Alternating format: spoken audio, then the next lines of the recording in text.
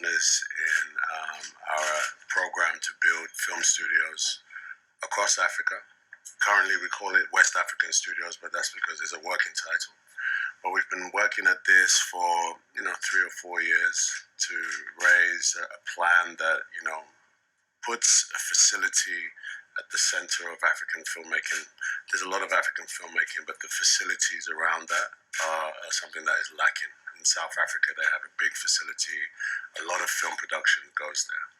But quickly, as we're planning this, we realized that policy is where the actual groundwork needs to be laid. We've studied the models of obviously South Africa, who have an incredible incentive package.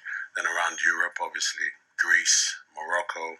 These are all places where they realize the value of the filmmaking dollar, and I've brought that policy into play. Tony, Danny, and the film National Film Authority. National Film Authority have done the work, put together a very comprehensive plan to propel Ghana into the forefront.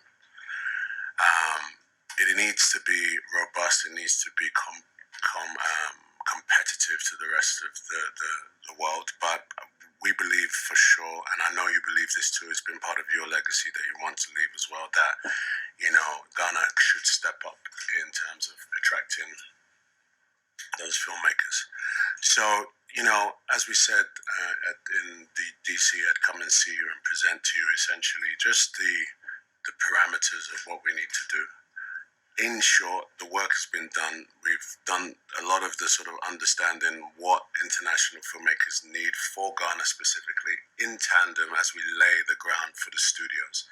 I'm led to believe that there are some plans for the studios, some other studios to be brought to Ghana, which is fantastic. And, one should not cannibalize the other.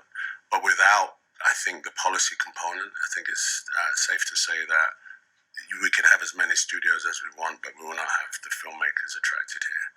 So I think one of the things to just highlight for you, what I want to do personally myself, I have a film that I'm directing, and I'm hoping to bring that film, or at least some of that film, to shoot in Ghana. That film will be, I would say we would be here in December. We start pre-production in August. Some of the film, 2 or 3 weeks, will be in Ghana, say, by December.